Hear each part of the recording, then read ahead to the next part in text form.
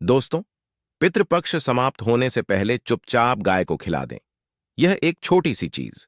उससे पहले दोस्तों जान लेते हैं पितृपक्ष के बारे में। अश्वनी माह में पितृपक्ष पड़ता है, आता है, लेकिन साल 2024 में पितृपक्ष कब है? स्नान दान मुहूर्त महत्व से सुने। इस साल पितृपक्ष की शुरुआत 18 सितंबर 2024 से हुई थी, जिसका समापन 2 अक्टूबर को होने जा रहा है। पितृपक्ष के दिनों में पवित्र नदी में स्नान के बाद सूर्य पूजा करने वालों को आरोग्य, धन, सुख, समृद्धि और अक्षय पुण्य की प्राप्ति होती है। पितृपक्ष में अपने पूर्वजों का तर्पण किया जाता है और उन्हें भोजन कराया जाता है। पितृपक्ष पर पितरों के साथ सूर्य पूजा करने से मान सम्मान, धन और स्वास्थ्य लाभ मिलता है। कहते हैं इस दिन गुड़, अन्न, वस्त्र, काला तिल आदि का दान करने वालों को मोक्ष की प्राप्ति होती है। पितृपक्ष के बाद धरती पर नवरात्रि की शुरुआत मानी जाती है। सूर्य के उत्तरायण से देवताओं के दिन का आरंभ होता है। धार्मिक मान्यताओं के अनुसार पितृपक्ष में स्वर्ग का दरवाजा खुल जाता है, इसलिए इस दिन किया गया दान पुण्य अन्य दिनों में किए गए दान पुण्य से अधिक फलदायी होता है। पितृपक्ष के खत्म होने से पहले अगर आप यह उपाय कर लेते हो तो यकीनन आप पर मां लक्ष्मी की कृपा होगी और आप धनवान बन जाओगे। आप धनवान ना बने तो मुझे बताना दोस्तों, बस जो उपाय आपको बताया जाए वह उपाय कर लेना। चलिए जानते हैं, पितृपक्ष समाप्त होने से पहले चुपचाप गाय को खिला दें। यह एक छोटी सी चीज, रोडपति भी होंगे, करोड़पति मिलेंगे, सभी संकट और कष्टों से मुक्ति, मृत्युदंड, पितृदोष तुरंत होगा खत्म, पूरे साल आपके भरे रहेंगे। अन्न धन के भंडार यूं कहें कि आपकी 7 पुश्ते तक करेंगे। रुपयों पैसों पर राज दोस्तों, 7 पीढ़ियों तक बैंक बैलेंस बढ़ता चला जाएगा। सभी दुख दर्द संकट कष्ट है वह दूर हो जाएंगे और सभी सुख आपके कदमों में आ जाएंगे। सभी सुख आपके कदम चूमेगी। यदि आप यह एक छोटी और खास चीज चुपचाप गाय को खिला देते हैं तो तत्काल गरीबी आपके जीवन से खत्म हो जाएगी। यूं कहे व्यक्ति रंग से राजा बन जाता है और 33 कोटि देवी देवताओं को धारण करने वाली गौ माता की भी कृपा व्यक्ति पर आजीवन बरसती है। व्यक्ति के घर में कभी भी अनंत धन वस्त्र कमी नहीं होती है। धन के भंडार व्यक्ति के घर में भरे रहते हैं। व्यक्ति के जीवन से तत्काल गरीबी खत्म हो जाती है। तो दोस्तों, कौन कौन से वे गाय से जुड़े खास और महत्वपूर्ण उपाय हैं जिन्हें यदि आप पितृपक्ष समाप्त होने से पहले कर लेते हैं तो दोस्तों यकीन मानिए आपके घर में अन्न धन के भंडार सदैव भरे रहेंगे। जो भी जीवन के दुख दर्द संकट कष्ट है वह सभी दूर हो जाएंगे। इस वीडियो में हम आपको उसी एक खास और महत्वपूर्ण चीज के बारे में बताएंगे, क्योंकि आपको पितृपक्ष समाप्त होने से पहले गाय को जरूर खिलानी है। तो दोस्तों, अपने फायदे के लिए पूरा वीडियो देखना। यदि आज की इस वीडियो को अपने बीच बीच में से देखा, काट काट कर देखा, तो यकीन मानिए जीवन में आपको कभी सफलता हासिल भी नहीं होगी, क्योंकि इस वीडियो में आपको कुछ ऐसे उपाय गाय से जुड़े बताने वाले हैं जिन्हें करने से आपके जीवन के जो भी दुख दर्द संकट है या कामयाबी होने में कोई बाधाएं आ रही हैं, सभी से छुटकारा मिलने वाला है। यूं कहे कि आपके जीवन में अपार धन सुख संपत्ति की प्राप्ति हो जाएगी। कभी भी धन से संबंधित परेशानी नहीं रहेगी। आर्थिक स्थिति आपकी प्रबल हो जाएगी। धन प्राप्ति के योग्य बन जाएंगे और जीवन में सदैव अनंत धन के भंडार आपके घर में भरे रहेंगे। अन्न धन वस्त्र कभी कमी नहीं होगी आपके घर में। तो दोस्तों, आज का वीडियो पूरा देखकर जाना। यदि आप चाहते हैं आप और आपके परिवार पर सदैव गौ माता की कृपा से, आपके पितरों की कृपा से, देवी देवताओं की कृपा से, तो दोस्तों वीडियो को पूरा देखकर जाना। बहुत ही फायदेमंद वीडियो है। पूरे 500 सालों के बाद ऐसे दुर्लभ संयोग है, तो पूरा वीडियो देखकर जाना।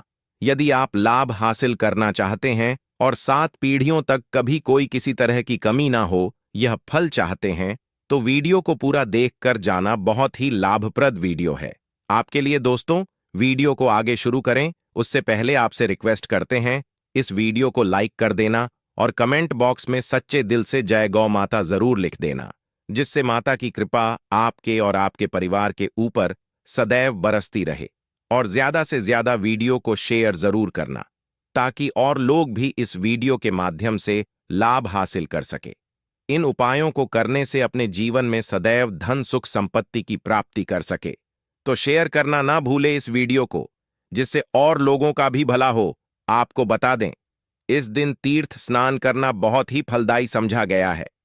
यदि कहीं तीर्थ स्थान पर पवित्र नदी में स्नान करना संभव ना हो, तो आप क्या करें, घर पर ही नहाने वाले पानी में गंगा जल की कुछ बूंदें डालकर स्नान कर लें। और साथ ही साथ यदि आप स्नान आदि से निवृत्त हो जाएं, सर्वप्रथम तो अपने घर के पूजा स्थान को साफ कर वहां पूजा पाठ करें। आप और पितरों के निमित्त तर्पण पिंड दान तो आपसे बने, अन्न धन वस्त्र दान जरूर करें। और पितृपक्ष समाप्त होने से पहले दान करने से सभी मनोकामनाएं पूर्ण हो जाती हैं। पितृपक्ष में विशेषकर पूर्वजों की पूजन के लिए बहुत ही शुभ फलदायी समझा गया है। पितृपक्ष में पिंड दान करने से पूर्वजों की आत्मा को शांति मिलती है और उनको मोक्ष मिलता है। और आपको बता दें, इस बार जो इस दिन पितृपूजा के साथ साथ हनुमान जी, मंगल देवता और भगवान शनिदेव की भी पूजा जरूर करनी चाहिए। आपको बता दें कि इस दिन यदि आप हनुमान जी और मंगल देवता भगवान शनिदेव की पूजा करते हैं, तो मंगल का ग्रह जनित दोष भी दूर हो जाता है। व्यक्ति के जीवन में धन सुख संपत्ति की प्राप्ति हो जाती है। समस्त मनोकामना व्यक्ति की पूर्ण हो जाती है। और दोस्तों, साथ ही साथ अब बात करें आपको उस दिन, मतलब यह दिन आपको एक उपाय तो जरूर करना है। गाय का उपाय बताने से पहले एक उपाय आपको बता दें, इस उपाय को जरूर दूर करें। क्या करें कि शाम के समय पीपल के पेड़ के नीचे आपको सरसों का चौमुखी दीपक, आटे का दीपक बनाना है चौमुखी। उसमें आपको कलावे की बाती लगाकर सरसों के तेल का दीपक जला देना है और बीच में 2 साबुत फूल वाले लौंग भी डाल दें। फिर देखिए कैसे चमत्कार आपके जीवन में होता है। शाम के समय जलाकर उसे छोड़े, मनोकामना मांगकर। दोस्तों, 21 दिनों के अंदर आपकी वह मनोकामना पूर्ण ना हो जाए तो हमें बता देना। बहुत ही प्रभावशाली उपाय बताया मैंने आपको, बहुत ही दुर्लभ से दुर्लभ है। इस बार नए वर्ष के उपाय को जरूर करें। यह उपाय जो है बहुत ही आपको लाभ देगा। और अब बात करें गाय से जुड़े कौन कौन से उपाय आपको इस दिन, मतलब गाय से जुड़े उपाय जिन्हें करने से व्यक्ति को 7 पीढ़ियों तक बैंक बैलेंस की कमी नहीं होती, दुख दर्द संकट कष्ट दूर हो जाते हैं और सभी सुख व्यक्ति के कदमों में आ जाते हैं। कदम चूमती है सभी सुख और घर में धन के भंडार सदैव भरे रहते हैं, कोई कमी नहीं होती। किसी तरह कौन कौन से उपाय ध्यान से सुनना, जिस तरह बताएं उसी तरह इन उपायों को आपको करना है। तो चलिए शुरू करते हैं। कौन कौन से गाय से जुड़े उपाय हैं? प्रभावशाली चमत्कारिक उपाय है जो कि आपकी किस्मत को चमका देंगे। पितृपक्ष समाप्त होने से पहले आपको लाभ शुरू करते हैं। दोस्तों, सनातन परंपरा में गाय गंगा और गायत्री का बहुत ज्यादा धार्मिक महत्व है। मान्यता है कि गौ माता के शरीर पर 3 कोटि देवी देवताओं का वास होता है। गौ माता की पूजा करने वाले जातक पर इन सभी देवी देवताओं की कृपा बरसती है। गौ सेवा से न सिर्फ इस जन्म के बल्कि पूर्व के भी दोष दूर हो जाते हैं। गाय से हासिल पंचगव्य का उपयोग जरूर शामिल करें, क्योंकि पंचम गव्य के बिना कोई भी पूजा पाठ और हवन सफल नहीं होता। या दोस्तों, गौ कृपा पाने के लिए प्रतिदिन, सप्ताह अथवा महीने में परिवार समेत एक बार गौशाला जाने का नियम जरूर बनाएं और वहां गायों को हरा चारा जरूर खिलाएं। इससे आपको शुभ फलों की प्राप्ति होगी। और साथ ही साथ गौ सेवा और गौ पूजा से 9 ग्रह शांत हो जाते हैं और इनसे जुड़े दोषों का निदान हो जाता है। गर्मियों में गौ माता को पानी पिलाएं और सर्दी में गौ माता को गुड़ जरूर खिलाएं। ध्यान रखें कि गर्मियों में गाय को गुधिया अनेक देवी देवताओं को अपने ने शरीर पर धारण करने वाली गौ माता से जुड़े कई शुभ और अशुभ संकेत भी होते हैं। मसलन, गाय का दूध दुहते समय यदि गाय ठोकर मार दे और सारा दूध बिखर जाए तो अब शगुन होता है। यदि कोई यात्रा पर निकल रहा हो और गाय अपने बछड़े को दूध पिलाती सामने आ जाए तो निश्चित रूप से जिस यात्रा के लिए आप निकले हैं वह यात्रा आप जरूर ही सफल होगी और वह जिसके लिए आप निकले हैं वह जरूर ही पूर्ण होगा। यात्रा पर जाते समय बाईं ओर गाय की आवाज आना और रात्रि में गाय की हंकार करना भी शुभ होता है। दोस्तों, साथ ही साथ गाय के साथ आप भूलकर भी दुराचार ना करें, अन्यथा मिलता है घोर पाप और जीवन भर की परेशानियां बनी रहती हैं। जी हां दोस्तों, गाय को राष्ट्रीय पशु बनाए जाने और इन्हें मौलिक अधिकार दिए जाने की बात हो रही है, तो सवाल उठता है, गाय संस्कृति का अहम हिस्सा है, तब भी गाय के साथ लोग खराब व्यवहार कैसे कर लेते हैं? गाय दर्द अर भटकती रहती है, भरपेट इन्हें चारा तक लोग नहीं देते।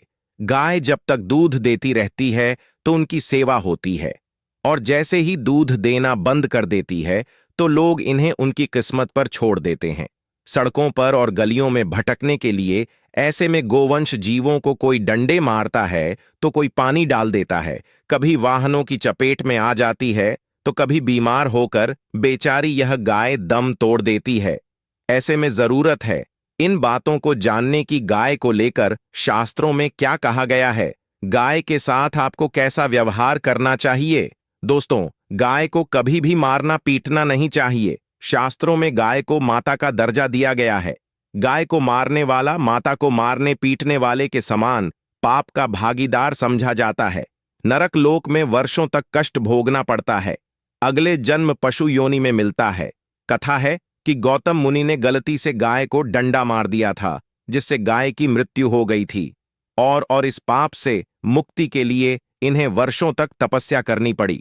भगवान श्री कृष्ण जी ने बैल स्वरूप में आए वृद्धाश्रम का वध कर दिया था, जिससे मुक्ति के लिए भगवान श्री कृष्ण को संपूर्ण तीर्थों को एक कुंड में बुलाना पड़ा, और इस कुंड में स्नान से वह पाप मुक्त हो गए थे। दोस्तों, साथ ही साथ पानी पी रही गाय को भगाते हैं, वे घोर पाप के भागी बनकर नरक भोगते हैं, ऐसा पुराणों में बताया गया है। जबकि जो लोग गाय के लिए प्याऊ और चार बनवाते, वह माह भाग्यवान होते हैं। ऐसे लोग घोर पाप से मुक्त होकर स्वर्ग पा जाते हैं और बड़े ही धनवान कुल में जन्म लेकर सुख भोगते हैं। और साथ ही साथ आराम कर रही गाय को कष्ट देकर कभी भी उठाना नहीं चाहिए। कहते हैं कि जिस स्थान पर गाय बैठी है वहां से नकारात्मक ऊर्जा खत्म हो जाती है। गाय के बैठने की जगह को जो लोग नियमित साफ रखते हैं, वह जन्म में किए गए जाने अनजाने में पापों से मुक्ति हो जाती है और गोलो लोक में स्थान पाते हैं। गाय को डंडा मारकर उठाना, पानी डालकर उठाने से मनुष्य पाप का भागी बनता है और अगले जन्म में उसे दर दर भटकना पड़ता है। और साथ ही साथ शास्त्रों में बताया गया है कि गाय का दूध उसके बछड़े के लिए होता है। गाय के बछड़े से बचा हुआ दूध ही मनुष्य को लेना चाहिए। परंतु कुछ लोग एक बार गाय को दूध लेने बाद फिर से बछड़े के लिए बचा हुआ दूध भी धो लेते हैं। ऐसा करना घोर पाप कहां जाता है? ऐसे दूध को धोने वाला और ग्रहण करने वाला दोनों ही पाप के भागी बन जाते हैं।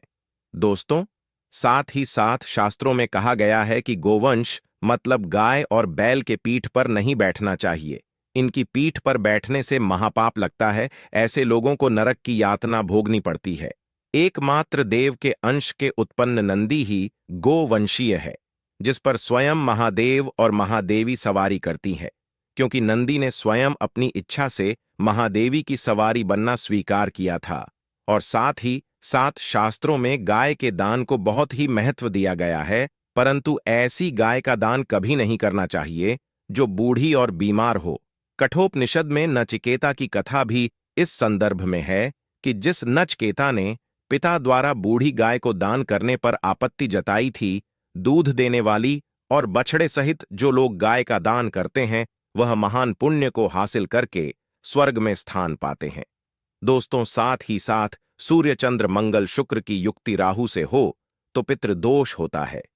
यह भी मान्यता है कि सूर्य का संबंध पिता से एवं मंगल का संबंध होने के कारण सूर्य यदि शनि राहु या केतु के साथ स्थित हो या दृष्टि संबंधी हो तथा मंगल की युति राहु या केतु से हो तो पितृदोष होता है। इस दोष से जीवन संघर्षमय बन जाता है। यदि पितृदोष हो तो गाय को पितृपक्ष समाप्त होने से पहले रोटी गुड़ चारा खिलाने से पितृदोष खत्म जाता है। साथ ही साथ गाय की पीठ पर जो कुबड़ बना होता है वह बृहस्पति गुरु है। अतः जन्मपत्री में यदि बृहस्पति अपनी नीच राशि पित्र में हो या अशुभ शिवलिंग में जा रहे हों और सामने से गौ